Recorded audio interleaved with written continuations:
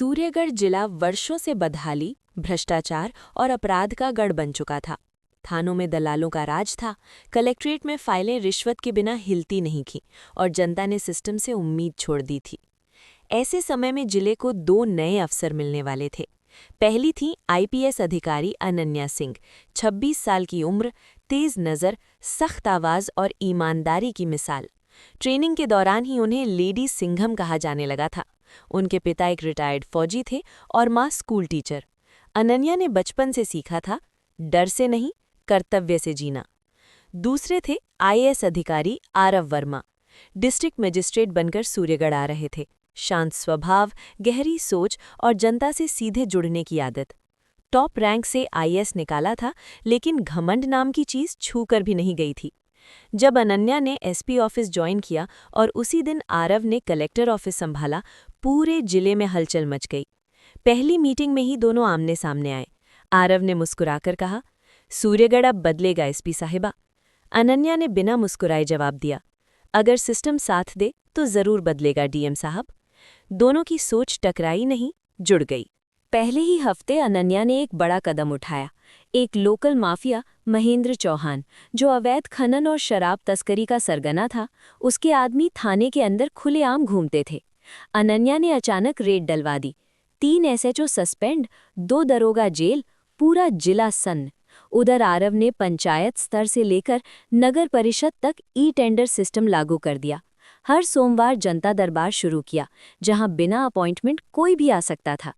एक बूढ़ी औरत ने रोते हुए कहा, बेटा, पहली बार कलेक्टर ने हमारी सुनी है। आरव की आंखें नम हो गईं। धीरे धीरे दोनों की मीटिंग्स बढ़ने लगी, कभी कानून व्यवस्था पर, कभी विकास योजनाओं पर। एक रात नक्सल प्रभावित इलाके में ऑपरेशन था। अनन्या खुद फोर्स लेकर निकली। आरव ने कहा, आप खुद जा रही हैं, ये रिस्की है। अनन्या बोली, अगर एसपी पीछे रहे तो जवान आगे कैसे बढ़ेगा। उस रात ऑपरेशन सफल रहा। जब अनन्या लौटकर आईं, आरव खुद कंट्रोल रूम में उनका इंतजार कर रहे थे। पहली बार अनन्या के चेहरे पर हल्की मुस्कान आई। सूर्यगढ़ अब बदल रहा था, और यही बदलाव कुछ लोगों को चुभने लगा था। महेंद्र चौहान की गिरफ्तारी के बाद जिले के एक ताकतवर नेता विधायक प्रताप सिंह की नींद उड़ चुकी थी। अवैध खनन, शराब और जमीन माफिया, सबकी डोर उसी के हाथ में थी। एक शाम कलेक्ट्रेट में अचानक फोन आया, डीएम साहब, ऊपर से बात है। फोन पर भारी आवाज गूंजी, आरव जी, जरा समझदारी से काम लीजिए, कुछ फैसले वापस ले लीजिए, वरना ट्रांसफर तय है। आरव ने शांत लेकिन दृढ़ स्वर में जवाब दिया, सर, मैं संविधान के हिसाब से काम कर रहा हूं, बाकी आप जाने। फोन कट गया। उधर अनन्या पर भी दबाव बढ़ा। राज्य स्तर से नोटिस आने लगे, कानून व्यवस्था ठीक नहीं है, एसपी जरूरत से ज्यादा सख्ती कर रही है।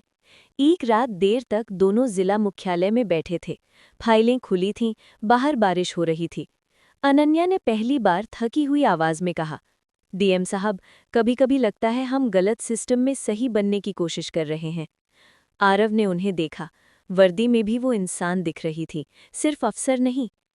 अनन्या, उन्होंने पहली बार उनका नाम लिया, अगर हम भी समझौता कर लें तो जनता किससे उम्मीद करेगी। उस पल कुछ बदला। अनन्या चुप रहीं, लेकिन उनकी आंखों में सम्मान था, और कुछ और भी, जिसे वो खुद समझ नहीं पा रही थी। अगले हफ्ते नक्सल प्रभावित गांव में विकास कार्य का उद्घाटन था। अचानक फायरिंग हो गई, गोलियां चल रही थीं। अनन्या ने आरव को धक्का देकर जमीन पर गिरा दिया। एक गोली उनके कंधे को छूती हुई निकल गई। आरव घबरा गए। अनन्या, आपको गोली? अनन्या ने दांत भींचते हुए कहा, जब तक जिंदा हूं, जिले का डीएम सुरक्षित रहेगा। उस दिन आरव को एहसास हुआ, ये सिर्फ ड्यूटी नहीं थी, ये फिक्र थी। घटना के बाद मीडिया ट्रायल शुरू हो गया। टीवी चैनलों पर हेडलाइन चल रही थी, आईपीएस और आईएएस की जोड़ी जरूरत से ज्यादा करीब।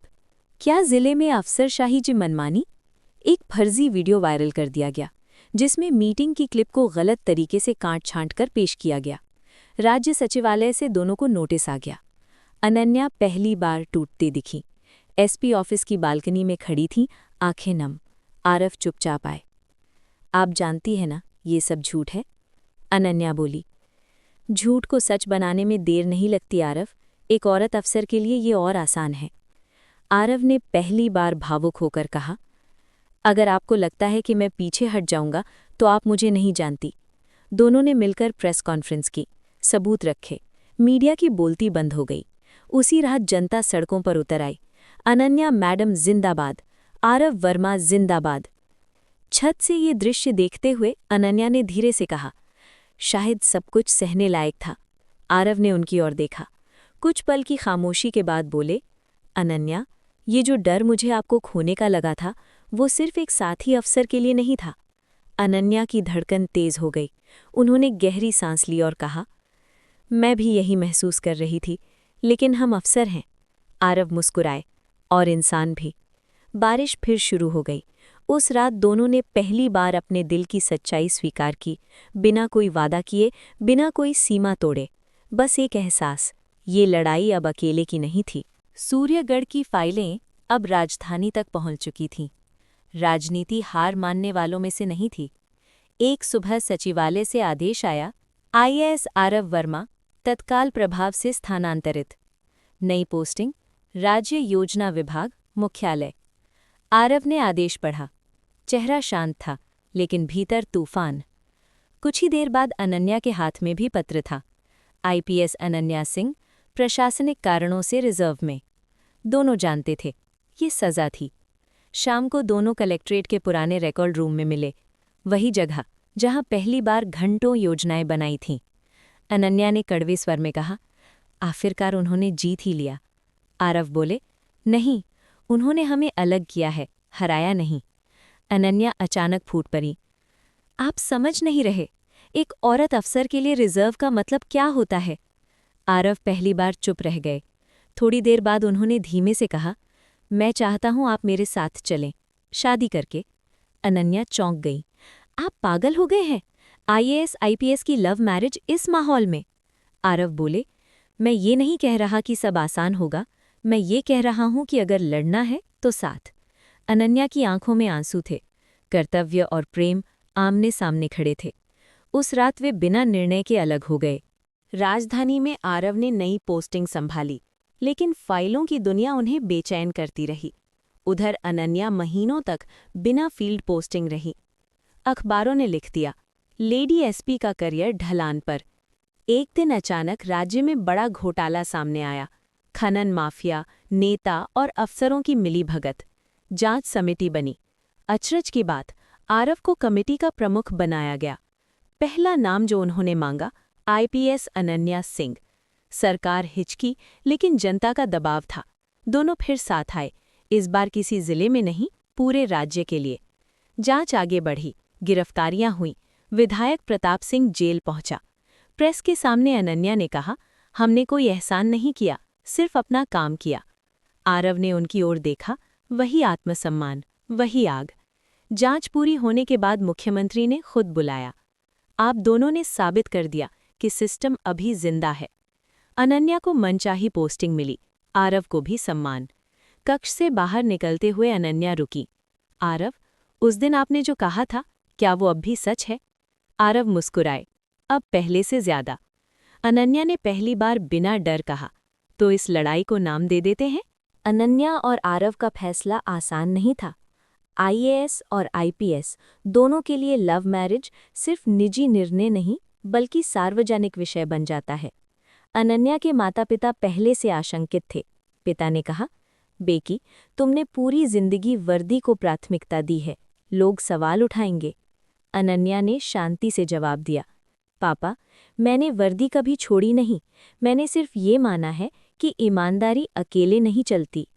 उधर आरव के घर भी चर्चा थी। माँ बोली, ब्यूरोक्रेसी में दो मजबूत लोग, टकराव होगा। आरव मुस्कुराए, माँ, टकराव तब होता है जब ईगो हो, हमारे बीच उद्देश्य है।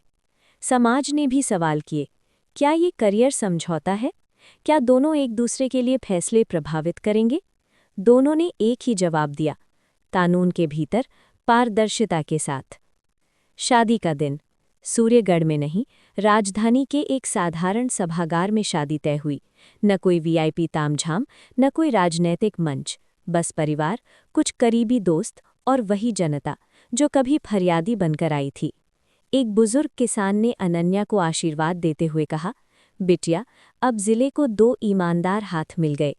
आरव ने सादे कुर्ते में जब अनन्या का हाथ थामा तो कैमरों ने नहीं, इतिहास ने तस्वीर ली। शादी के बाद दोनों ने एक साझा निर्णय लिया, कभी एक ही जिले में पोस्टिंग नहीं लेंगे।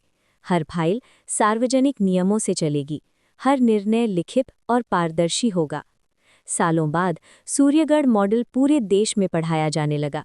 ट्रेनिंग अकेडमियों में कहा जाता, जब अफसर सिर्फ कुर्सी नहीं चरित्र साथ लाते हैं तो जिले बदलते हैं।